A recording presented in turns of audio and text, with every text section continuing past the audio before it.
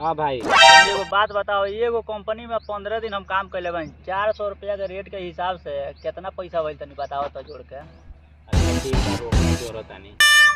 400 रुपया 15 दिन कमाइल बार तो कितना भइल? 15 चौका 55, 5500 रुपया भेल।